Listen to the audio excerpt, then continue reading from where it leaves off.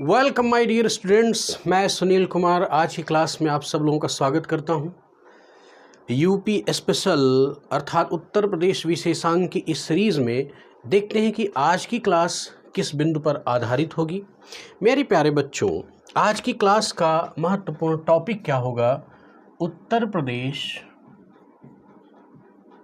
का भौतिक विन्यास। बच्चों, ये बड़ा इम्पोर्टेंट टॉपिक है। इससे सीधे भी क्वेश्चन बन सकते हैं और एलाइड क्वेश्चन बनते हैं। अर्थात उत्तर प्रदेश के अगर भौतिक विन्यास की हमें जानकारी ना हो तो इससे संबंधित बहुत सारे सवाल हैं जिनको हम अटेम्प्ट नहीं कर पाएंगे। मेरे प्यारे बच्चों, उत्तर प्रदेश के भौतिक विन्यास का अर्थ समझ लें। हम ये भी कह सकते हैं कि एक तरह से जियोमॉर्फिक स्ट्रक्चर जिसको हम लोग बोलते हैं, जैसे इंडिया का जब जियोमॉर्फिक स्ट्रक्चर आप लोग देखते हैं मेरे प्यारे बच्चों, इंडिया का जब जियोमॉर्फिक स्ट्रक्चर आप देखते हैं तो आप कैसे इस चीज़ को अटेम्प्ट करते हैं? कहते हैं ना कि उत्तर भारत का विशाल मैदान, उत्तर भारत का पहले उत्तर का पर्वतीय क्षेत्र, फिर उत्तर का मैदानी क्षेत्र, फिर हम देखते हैं कि प्रायद्वीपीय पठारी क्षेत्र, फिर हम देखते हैं कि तटवर्ती क्षेत्र इत्यादि। इस प्रकार से ये क्या है? जियोमॉर्फिक डिवीज़न ऑफ इंडिया है। बिल्कुल यही बात हमें उत्तर प्रदेश के भौतिक विन्यास के अंतर्गत समझना है कि उत्तर प्रदेश को जियोमॉर्फिक कैटेगरी में किस तरह से कैटेगराइज किया गया है, ये जानना बहुत ज़रूरी है। तो आइए बच्चों, शुरू करते हैं हम आज की क्लास को। इसी के आधार पर आगे बढ़ाते हैं। मेरे प्यारे बच्चों, मैंने आपको कल की क्लास में बताया था कि ये पूरा का पूरा रीजन शिवालिक का गिरिपादीय क्षेत्र है। क्या है? शिवालिक का गिरिपादीय क्षेत्र है। और शिवालिक क्या है? मैंने आपको बताया था कि हिमालय की विभिन्न संरचनात्मक श्रेणी की जो सबसे निम्नतम या ऊपर के दृष्टिकोण से देखें तो सबसे दक्षिणी, उत्तर प्रदेश के दृष्टिकोण से देखें तो सबसे उत्तरी जो श्रेणी है वही शिवालिक श्रेणी है। तो मेरे प्यारे बच्चों, पहला सवाल आप समझ लें अपने दिमाग में, पहली बात को समझें। पहली बात को समझ लें कि उत्तर प्रदेश का यह गिरिपादी शिवालिक का गिरिपादीय क्षेत्र, शिवालिक का गिरिपादीय क्षेत्र, शिवालिक का गिरिपादीय क्षेत्र, गिरिपादीय क्षेत्र क्या कहलाएगा? भांभर कहलाएगा। अभी मैं बात करता हूं भांभर। इसके बाद भांभर के ठीक बाद ये 18 से 20 किलोमीटर चौड़ाई की एक पट्टी है जो उत्तर प्रदेश में सहारनपुर से लेकर के कुशीनगर के एरिया तक विस्तृत है, भांभर। और इसके ठीक नीचे जो है वो है तराई, तराई का क्षेत्र, तराई क्षेत्र ये पाया जाएगा। इसी भांभर के ठीक नीचे की पट्टी पर तराई पाया जाएगा। भांभर और तराई क्या चीज़ है ये भी एक थोड़ा सा मैं आपको समझा देता हूँ। जैसे ये हिमालय पर्वत श्रेणियाँ हैं, इन हिमालय पर्वत श्रेणियों से जब नदियाँ निकलती हैं, मान लीजिए ये नदी का प्रवाह है, ये नदी का प्रवाह है, ये नदियाँ निकल रही हैं। तो जब ये नदियाँ निकलेंगी तो अपने साथ बड़े बड़े कंकड़ पत्थर, बजरी, बालू, बड़ी साइज में इत्यादि को लाएंगी और इनका डिपोजिशन करती चली जाएंगी, इनका डिपोजिशन कर देंगी, इनका अवसादीकरण कर देंगी। अब मेरे प्यारे बच्चों ध्यान रखना है, इनके अवसादीकरण के बाद क्या होता है कि ये बड़े बड़े साइज के पेबल्स होते हैं, पत्थर होते हैं। तो नदी जो आ रही है, नदी वो इन्हीं के नीचे समा जाती है, इन्हीं के नीचे समा जाती है और ऐसा लगता है कि ये नदी विलुप्त हो गई। इस पट्टी को ही हम लोग भांभर कहते हैं। इस पट्टी को क्या कहते हैं? भांभर। तो भांभर की विशेषता क्या है कि यहाँ पर नदियाँ विलुप्त हो जाती हैं। और ये भांभर बना किस चीज़ से है? नदियों द्वारा लाए गए बड़े बड़े अवसादों से। बड़े अवसाद का अर्थ क्या है कि बड़े कंकड़ पत्थर, बालू, बजरी इत्यादि। तो शिवालिक का गिरिपादीय क्षेत्र भांभर हमारा कहलाएगा। और ये भांभर सहारनपुर से लेकर के, भांभर का जो क्षेत्र है वो सहारनपुर से लेकर के कुशीनगर, महाराजगंज, कुशीनगर तक के एरिया में फैली हुई पट्टी है। इसके बाद फिर देखिए स्टूडेंट्स क्या होता है कि फिर छोटे छोटे अवसादीकरण होते हैं जिसको हम लोग सिल्ट, सैंड सिल्ट बोलते हैं, यानी बालू और गाद का जमाव होता है। तो बालू और गाद के जमाव के समय ये जो विलुप्त हुई नदियां हैं ये धरातल पर पुनः आ जाती हैं, ये नदियां। तो भांभर के क्षेत्र में तो नदियां ऐसी लगती कि गायब हो गई, लेकिन नहीं, वो धरातल के नीचे नीचे प्रवाहित हैं। और फिर आगे भांभर की पट्टी के बाद जो क्षेत्र पाया जाता है ये है तराई, और इस तराई वाले क्षेत्र पर वो नदियां पुनः प्रकट हो जाएंगी। लेकिन ध्यान रखना है कि ये क्षेत्र कैसा होगा, दलदली होगा। कैसा होगा? दलदली स्वभाव का होगा। ये जो तराई का क्षेत्र है, तराई, ये कैसा होगा? दलदली। ये क्या है? भांभर, भांभर का क्षेत्र और तराई का क्षेत्र। तो भांभर के ठीक बाद तराई का क्षेत्र, तराई की पट्टी हमें मिलेगी। ये दो बातें आपको समझ में आ गई होंगी। अब देखें जियोमॉर्फिक डिवीज़न के तहत मैंने यहाँ पर कुछ चीज़ें ऐसे ऐसे स्ट्रक्चराइज किया है, इसी पर आपको कंसंट्रेट करना है। मेरे प्यारे बच्चों, उत्तर प्रदेश की दो प्रमुख नदियाँ कौन कौन सी हैं? गंगा और यमुना। और ये गंगा और यमुना कहाँ पर आके मिलती हैं? इलाहाबाद के पास, जिसको हम लोग बोलते हैं संगम। अब वर्तमान में प्रयागराज जिसका नाम है, प्रयागराज में संगम बनाती हैं, मिलती हैं। संगम क्षेत्र पर ही कुंभ लगता है, ये आपको पता है। तो अब प्यारे बच्चों एक शब्द बार बार आएगा जिसका नाम है दो आब। दो आब का मतलब क्या होता है? आब का मतलब पानी अर्थात नदी। तो जब दो नदियाँ आपस में प्रवाहित हों तो उनके मध्य का जो क्षेत्र है, उनके मध्य का जो क्षेत्र है वो क्या कहलाएगा? दो आब कहलाएगा। तो गंगा और यमुना का जो प्रवाह क्षेत्र है इसके मध्य का क्षेत्र क्या कहलाएगा? दो आब कहलाएगा। तो दो आब शब्द मैंने पहले आपको बता दिया। अब देखो इस स्ट्रक्चर पर कंसंट्रेट करना। ये जो क्षेत्र है सहारनपुर, शामली, बागपत, मेरठ का क्षेत्र है, इसको हम लोग बोलते हैं ऊपरी गंगा दो आब। मेरे प्यारे बच्चों, मैंने जब अभी स्टार्टिंग क्लास में आपको बताया था जियोमॉर्फिक डिवीज़न ऑफ इंडिया, तो उसमें मैंने एक शब्द दिया उत्तर का पर्वतीय तंत्र, उसके बाद बताया उत्तर का मैदानी तंत्र, मैदानी क्षेत्र। तो उत्तर के मैदानी क्षेत्र में सिंधु मैदान का तंत्र, गंगा मैदान तंत्र और ब्रह्मपुत्र मैदान तंत्र, तीन प्रकार के आते हैं।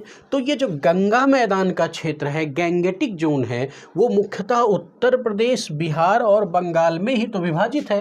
तो एक तरह से ध्यान रखना कि गैंगेटिक जोन का बहुत बड़ा हिस्सा उत्तर प्रदेश में ही पाया जाता है। तो उत्तर प्रदेश का यह जो क्षेत्र है यहाँ से लेके यहाँ तक, इसको हम लोग क्या बोलते हैं? ऊपरी गंगा दोआब। इसके बाद क्या है? इसके बाद क्या है?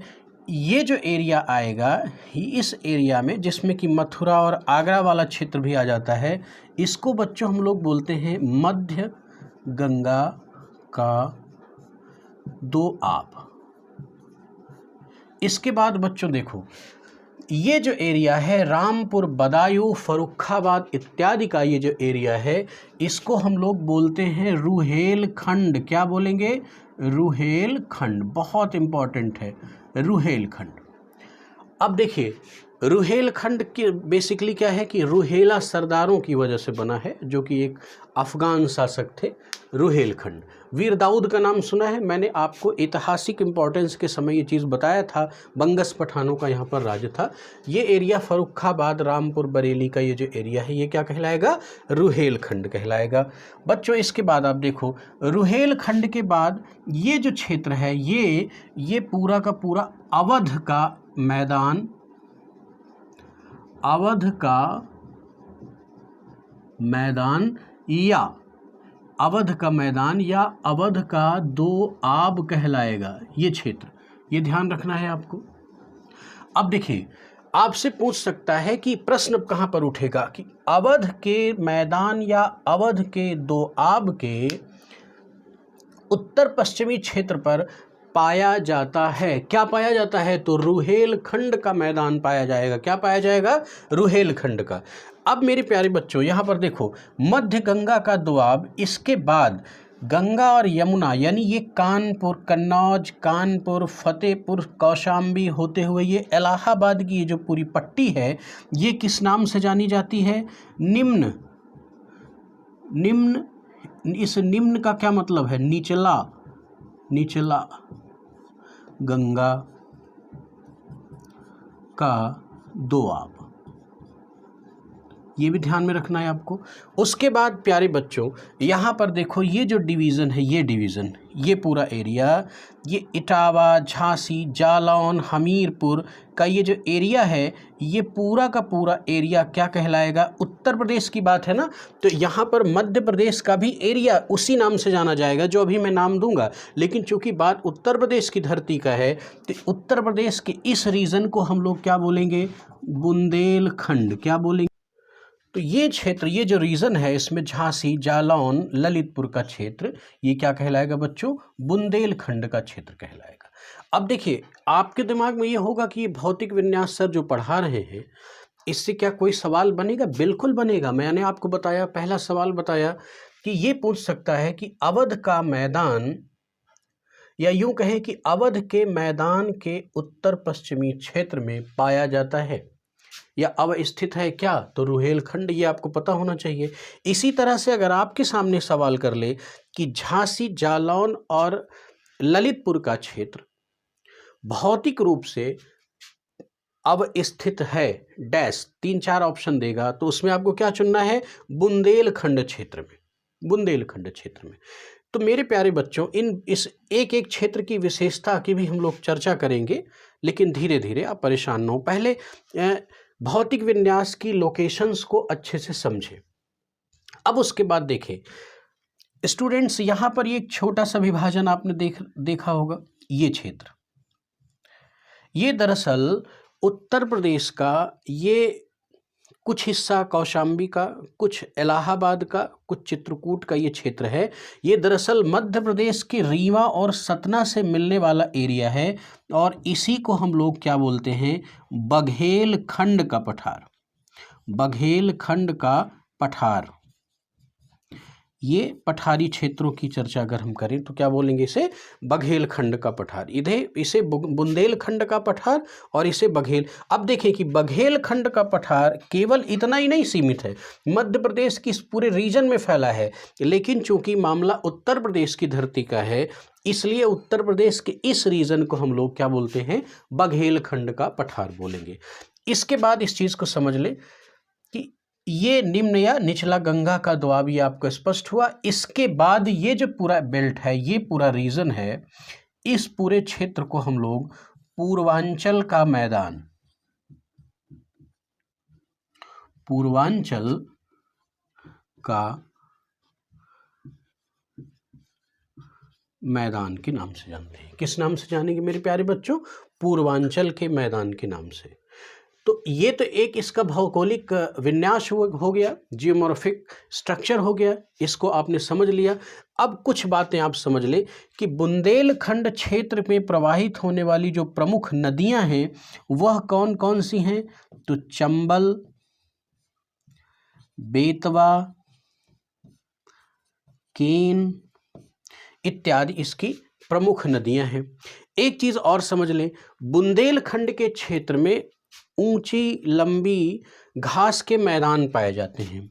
इनको हम लोग क्या बोलते हैं? चलास। क्या बोलते हैं? चलास। आधा चा पूरा ला और चलास, चलास के नाम से जानेंगे। एक बात और समझ लें, बुंदेलखंड का क्षेत्र बीहड़ वाला क्षेत्र है। कैसा क्षेत्र है? बीहड़। बीहड़ को हम लोग क्या बोलते हैं? बैडलैंड के नाम से जानते हैं। किस नाम से जानते हैं? बैडलैंड। तो ये बीहड़ क्या चीज़ है? बीहड़ पर्वतीय क्षेत्र नहीं है, बीहड़ मैदानी क्षेत्र है, वहाँ पर मिट्टी पाई जाती है। लेकिन प्रॉब्लम ये है कि अवनालिका अपर्दन के द्वारा अपरदनात्मक क्रिया के द्वारा गहरे गहरे खड्ड पाए जाएंगे। एक मैं आपको जनरल सा आइडिया देता हूँ, गंगा नदी या यमुना नदी के तटवर्ती क्षेत्र पर जब आप जाएंगे तो कहेंगे ना कि नाला पाया जा रहा है और ऊंचे ऊंचे टीले भीटा पाए जाएंगे और वो क्षेत्र बीहड़ जैसा दिखेगा, बिल्कुल एकदम तटवर्ती क्षेत्र। तो तटवर्ती क्षेत्र की स्थिति ऐसी क्यों हो जाती है? क्योंकि नदी के तटवर्ती क्षेत्र पर अवनालिका अपरदन की क्रिया बढ़ जाती है। तो अवनालिका अपरदन की क्रिया बुंदेलखंड के क्षेत्र में भी है। इस वजह से है तो मिट्टी ही, लेकिन वो गहरे खड्ड के रूप में है और जिसको हम लोग क्या बोलते हैं, क्या नाम देते हैं? बीहड़। बीहड़, बीहड़ के नाम से जानते हैं, बीहड़ के नाम से जानते हैं। तो इसको हम लोग बुंदेलखंड के बीहड़ के नाम से भी जानते हैं, बुंदेलखंड के बीहड़। और ये बीहड़ चूंकि चंबल नदी के प्रवाह तंत्र के अंतर्गत आता है, तो इसलिए कहते हैं कि यहाँ पर डाकू पाए जाते हैं। तो चंबल के डाकू पर बहुत सारी फिल्में बनी हैं और आपने बहुत सारी कहानियाँ देखी भी हैं और है भी, पहले थे अब तो बहुत कम मात्रा में है। ये बीहड़ वाला क्षेत्र, और ध्यान रखना है बीहड़ ये जो बैडलैंड है, badland of Chambal, badland of Bundelkhand, ये विश्व का सबसे बड़ा बैडलैंड है। ये भी ध्यान रखना है, विश्व का सबसे बड़ा बैडलैंड है। बघेलखंड की हम बात करें तो बघेलखंड में ध्यान रखना है कि बघेलखंड वाले क्षेत्र की जो प्रमुख नदी प्रवाह तंत्र है वो क्या है? सोन नदी का मुख्यतः यहाँ पर प्रवाह होता है, सोन नदी का मुख्यतः प्रवाह होता है। अब एक बात को और समझ लें, रुहेलखंड क्षेत्र में, रुहेलखंड क्षेत्र में राढ़ मिट्टी पाई जाती है। क्या पाई जाती है? राढ़। ये राढ़ मिट्टी क्या है, जरा इसको भी समझिए। राढ़ मिट्टी का अर्थ है बांगर, बांगर मिट्टी। ये बांगर मिट्टी क्या है इसको भी समझ लीजिए। मैंने आपको भांभर बताया और क्या बताया? तराई मैंने बताई। अब उसके बाद इस बात को समझें, जैसे मान लीजिए किसी गिरिपादी क्षेत्र से नदियां निकलती हैं, नदियां आई और वो एक निश्चित अपवाह क्षेत्र की ओर अग्रसर हुई, आगे बढ़ती चली गई। ये नदियां, ये नदी का अपवाह क्षेत्र है। अब ये नदी क्या करेगी? प्रतिवर्ष इसमें बाढ़ होगी। जब जल इसका बढ़ेगा, इसका जल आयतन बढ़ेगा, तो प्रतिवर्ष जो बाढ़ होगी तो ये एक निश्चित किनारे पर ये क्या करेगी? डिपोजिशन करेगी। लेकिन एक बात को और समझिए कि ये नदी अपने समय में, अपनी युवा अवस्था में, यानी आज से हजारों लाखों वर्ष पहले, इसका अपवाह क्षेत्र तो बहुत बड़ा रहा होगा। तो ये अपने पुराने अपवाह क्षेत्र पर जो इसने जलोढ़ मिट्टी का डिपोजिशन किया है पुराने ज़माने में, उस चीज़ को हम लोग क्या कहते हैं? बांगर कहते हैं। क्या कहते हैं? बांगर। यानी बांगर कुछ नहीं है, नदियों द्वारा प्राचीन जलोढ़ जो अवसादीकरण हुआ, प्राचीन जलोढ़ अवसादीकरण ही मिट्टी क्या कहलाएगी? बांगर मिट्टी कहलाएगी। और जो नवीन जलोढ़ है, अर्थात नदी प्रतिवर्ष बाढ़ के कारण जिन जगहों पर न्यू डिपोजिशन करती है और चली आती है, प्रतिवर्ष वहाँ पर करेगी, उस चीज़ को हम लोग खादर कहते हैं। क्या कहते हैं? खादर कहते हैं। ये सब ज्योग्राफी के टर्म है, लेकिन मैं यहाँ पर चीज़ें आपको समझा दे रहा हूँ। खादर कहते हैं। तो इस तरह से ये जो रुहेलखंड का मैदान है ये बांगर है, अर्थात प्राचीन जलोढ़ अवसाद है, जिसको हम लोग किस नाम से जानते हैं? राढ़। और इस पूरे मैदान को हम लोग राढ़ के मैदान के नाम से जानते हैं, राढ़ के मैदान के नाम से जानते हैं।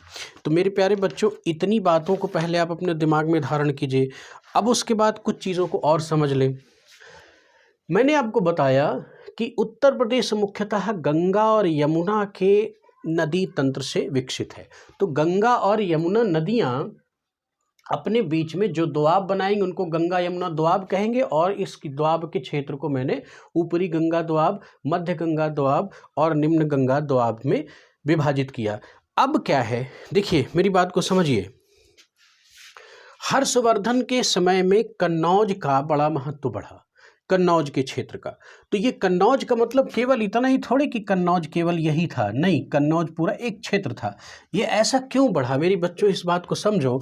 एक तरफ से यमुना अपने जलोढ़ अवसादीकरण को कर रही है और एक तरफ से गंगा अपनी जलोढ़ मिट्टी को अवसादित कर रही है, डिपॉजिट कर रही है। तो ओवरऑल ये जो क्षेत्र है, ये जो बेल्ट है, गंगा यमुना के दोआब का क्षेत्र है, निश्चित रूप से ये क्या होगा, मोस्ट फर्टाइल होगा। तो प्रश्न क्या बनता है कि गंगा यमुना का दोआब निर्मित है किस मिट्टी से, तो जलोढ़ मिट्टी से निर्मित है। जलोढ़, जिसको हम लोग एलुवियल मिट्टी के नाम से, एलुवियल सोइल के नाम से जानते हैं। तो मेरे प्यारे बच्चों, इस बात को आप समझ लो कि जलोढ़ मिट्टी को हम लोग कॉप मिट्टी के नाम से भी जानते हैं। तो ये प्रश्न उठाए या ये शब्द को उठा करके प्रश्न बनाए, दोनों का अर्थ एक ही है, इससे आपको कंफ्यूज नहीं होना है। तो गंगा और यमुना का जो दोआब क्षेत्र है वो किससे मिलके बना है। तो इस तरह से आज मैंने आपके सामने उत्तर प्रदेश के भौगोलिक विन्यास, अर्थात जिसको हम लोग जियोमॉर्फिक स्ट्रक्चर बोलते हैं, वो आपके सामने मैंने रखा। अगली क्लास में भौगोलिक तंत्र यानी जियोमॉर्फोलॉजी ऑफ उत्तर प्रदेश के अगले टॉपिक, अर्थात जैसे उत्तर प्रदेश की मिट्टी, उत्तर प्रदेश की जलवायु इत्यादि विषयों की चर्चा करूंगा। तब तक के लिए थैंक यू वेरी मच।